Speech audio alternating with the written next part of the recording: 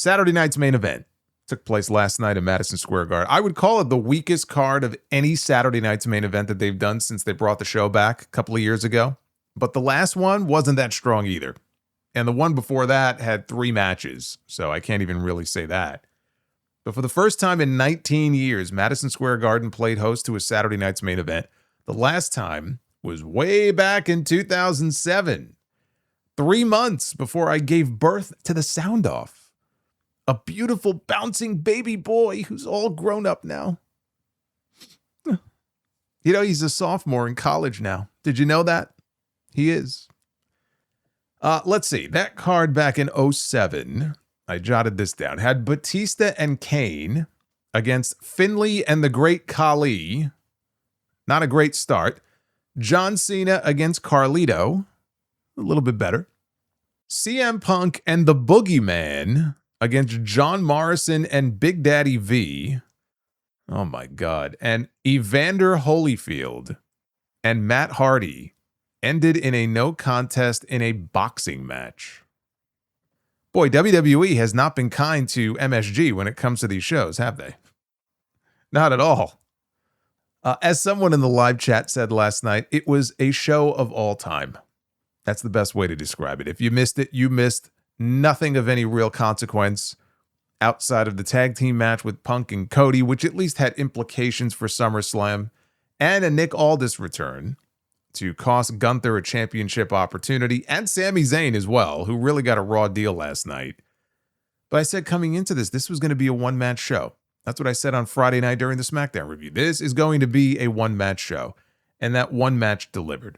I thought that was a really good tag team match.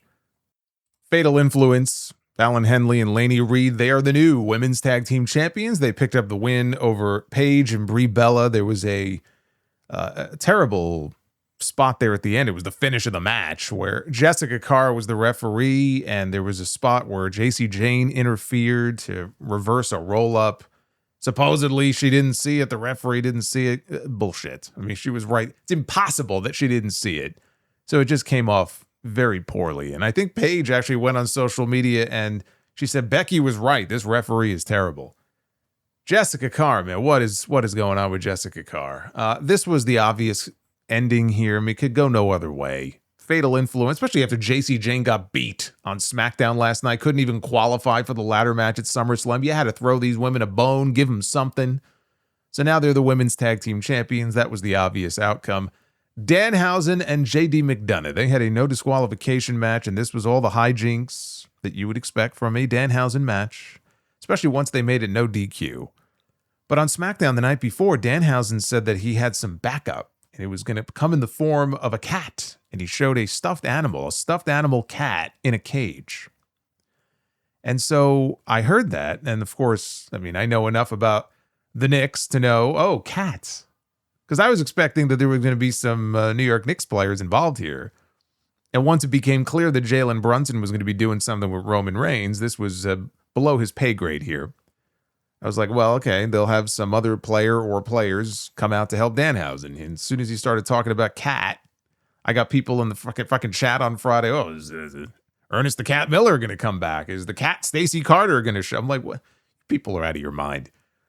It's Cat. It's Karl Anthony Towns. And so they had the cloning machine. And at one point during the match, Danhausen's not doing too well. And he goes down the aisle to the cloning machine. He's got the little cage with the stuffed animal in it. He throws it in there. And then who pops out of the cloning machine? Karl Anthony Towns, who plays for the New York Knicks, your reigning NBA world champions. This man is a giant, legit 7 feet tall. And they shot this in such a way that made him look even bigger. As he walked down to the ring, he stepped over the top rope like fucking Andre, and he gave JD McDonough this incredible choke slam, which was all McDonough. Towns didn't have to do a whole hell of a lot. He did his part, but this was JD McDonough going up, and man, he got folded up on this choke slam. He choke slammed Dom through a Slim Jim table in the ring, and he helped Danhausen pick up the win. This was the crowd-pleasing comedy match of the night. With the Knicks cameo that popped the live crowd. This is the only city where this would have worked, by the way, in terms of that. So, I mean, look, it was fine. It was fine. It was what it was supposed to be. Then we had Lyra Valkyria and Bayley. I was very surprised they added this match to the show. This felt like something they would throw out there on Raw next week or something. So they gave them some shine on, what would you even call this? I mean, is Saturday night's main event even considered a PLE? I guess it would be. No, I mean, it's on a streaming service that you got to pay for. Almost all of their programming now is on a streaming service you have to pay for, except NXT. Or I guess SmackDown. Well, the SmackDown, you still got to pay for cable if you want USA Network. CW is on over-the-air TV. At this point, that's the only thing you could get from WWE without paying for it. Whatever, though. I mean, Saturday night's main event, it's a lesser PLE. So they gave them some shine on there. Madison Square Garden, this was a big stage for them. And in the opening, it had to be the opening minute of the match, maybe 90 seconds. Bayley inadvertently blasted Lyra right in the face, right in the nose, with an elbow that opened her up. Because Lyra was crouched down on her knees on the floor outside, kind of covering up. And when Bayley went to pick her up and she got up, you could see the blood splatter, little drops, and some not so little drops of blood all over the mats outside. And yeah, the referee tried to clean her up and check her out, and it kind of paused the action there a couple of times during the match. There were some herky-jerky spots there for a little bit, I think, while Lyra was trying to kind of get her bearings about her. But as a match, I thought it was pretty damn solid, what they were able to put together. And Lyra beat her clean. She beat her clean with a bulldog choke. She's been watching some Moxley. And the referee called for the stoppage, and Lyra Valkyria picks up the win, which was very important because Lyra is the one who just turned heel. So you got to get her over as a heel. There's no reason for Bayley to win this match. And then when the match was over, she reapplied the choke, and then she removed the top part of the ring steps outside, so you had only the flat part of it, and she dropped her on it with the Nightwing. And this has a lot of people speculating, I think, prematurely, about Bayley's demise in WWE, and is that her last match? Is she on her way out? I happen to think if the stories are accurate about her contract coming up for expiration this year, we don't have a date. We don't know when. Her contract may run through the end of the year for all we know.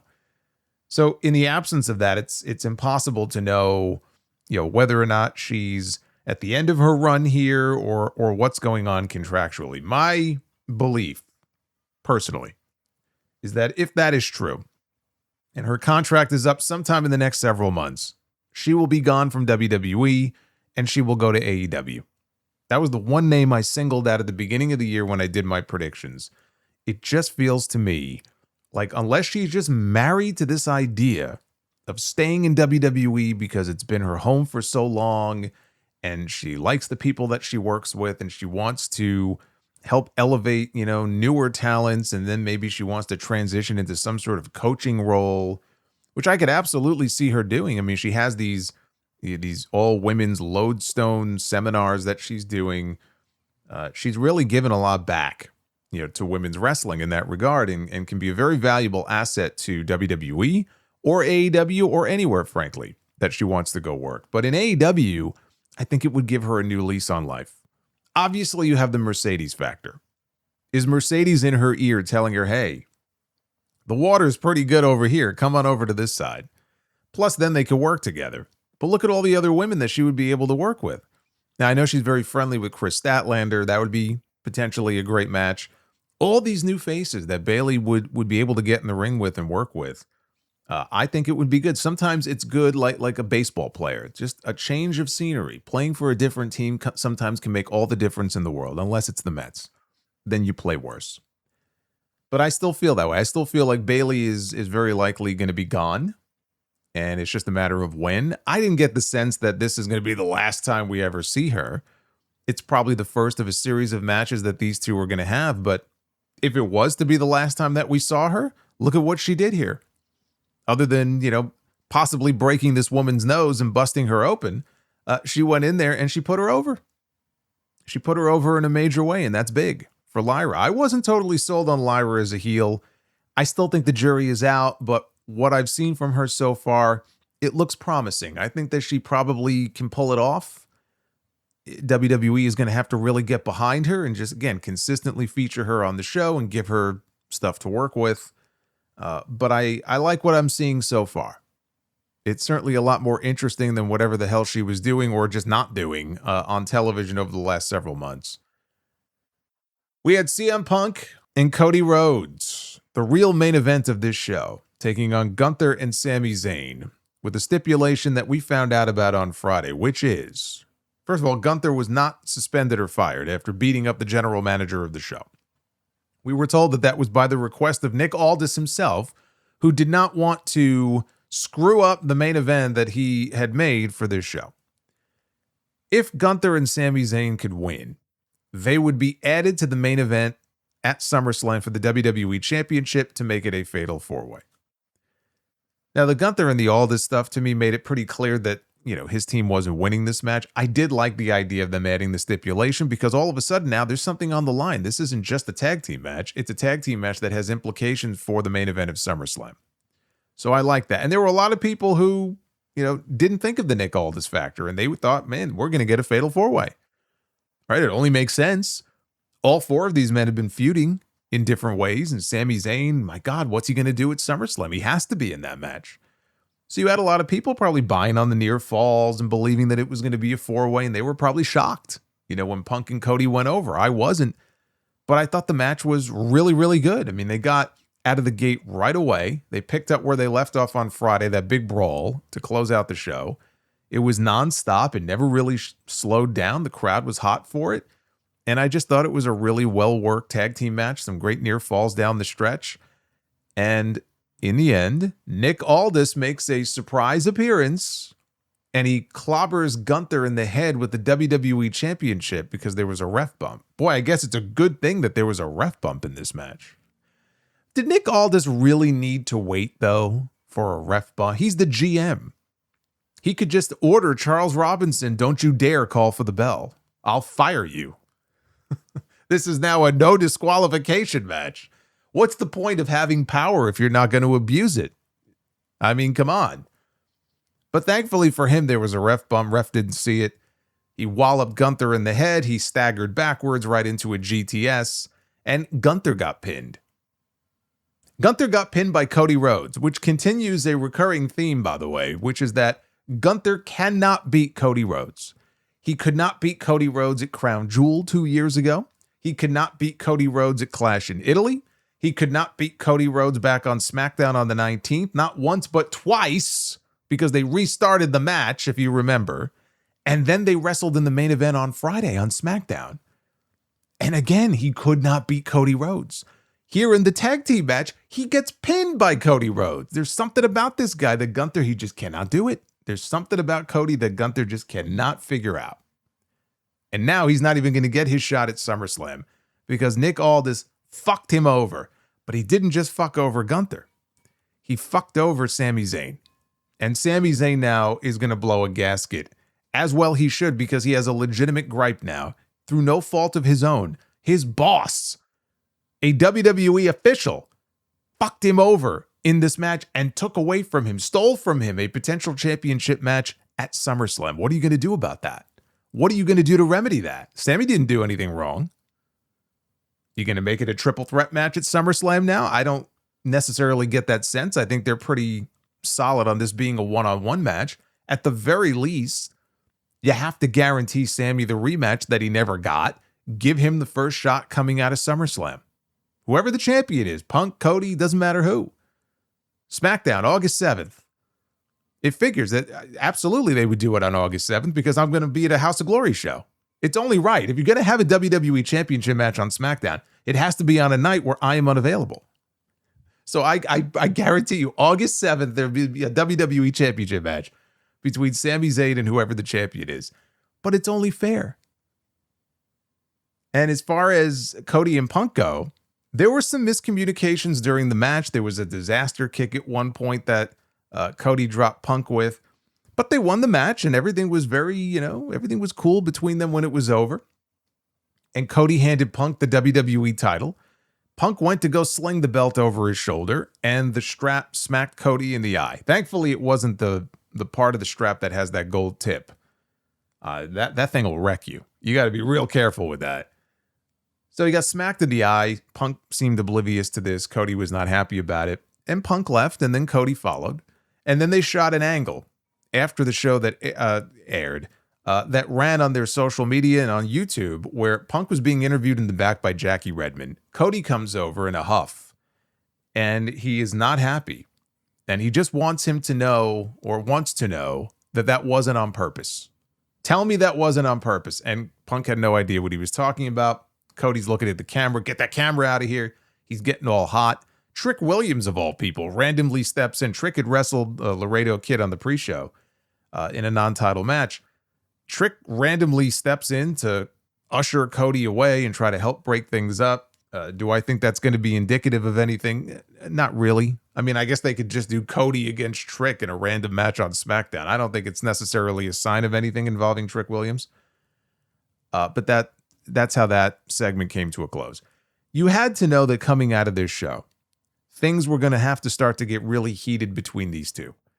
Because it's only a couple of weeks that we got left, but it's fucking boring. If the entire story is, oh, you're my friend. I respect you, friend. Oh, that's great. I respect you too, friend. Like the Will Ospreay and the Kenny Omega stuff. I respect you, bruv. You're my inspiration, bruv. I love you, bruv. Gag me. Right? At some point, that has to change. Something has to happen to heat things up between these two.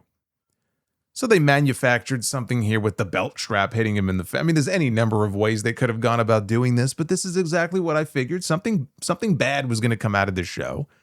Now we can get the face-to-face and really get things heated between them. Now the insults are going to fly, right? The burns are going to start flying between these two on the mic, starting on SmackDown this week.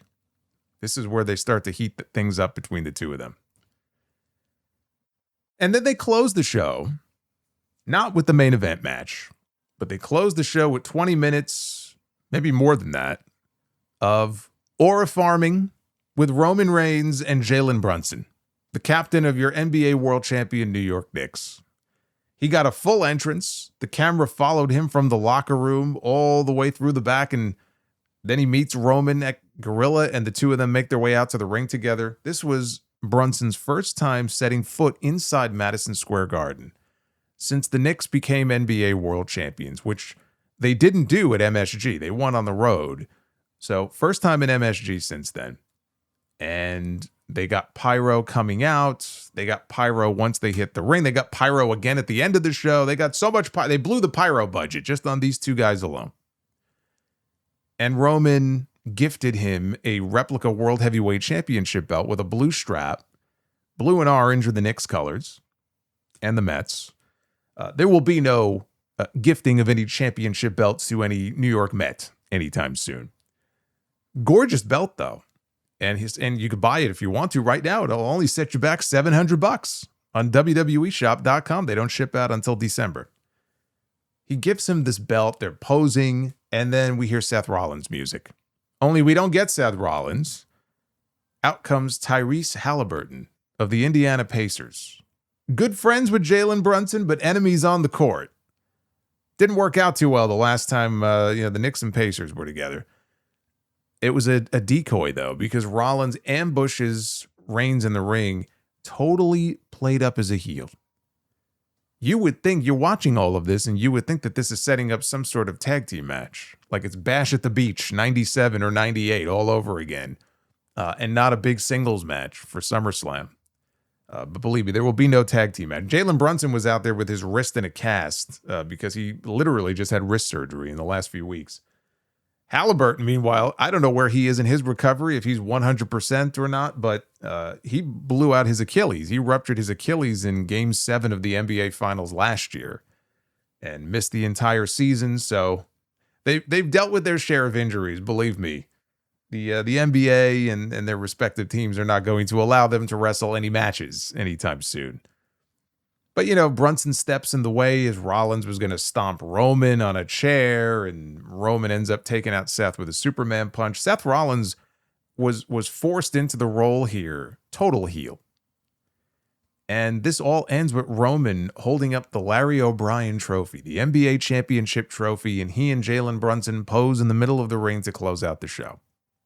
19 years ago, we got Holyfield against Matt Hardy. 19 years later, we get Jalen Brunson and Tyrese Halliburton. Celebrities have always been involved. Sometimes it works, sometimes it doesn't. This was for the live audience more than anything else. This was a segment built for New York City. I cannot imagine that there were many people who were not Knicks fans or NBA fans who gave a shit about any of this. And it was just very weird. Like, if you just paid attention to the Roman and Seth stuff, very weird watching them book Seth Rollins like a heel on this show when he plays babyface every other week. But it's all about the moment. It becomes a lot easier to understand stuff like this. And why is this in the main event? And first of all, if you were going to do this segment on this show, it had to close out the show. I mean, you're sending Jalen Brunson out there. You got Roman out there. This can't be anything but the main event of this show. But it's all about the moment. It isn't even about the story with them. Oh, well, Seth's going to be a heel if we do it this way. Well, who gives a shit? Because we got Roman Reigns and Jalen Brunson posing in the ring together. It's going to be all over the place the next day. It's all about the moment. You know, that was very evident watching that closing segment last night.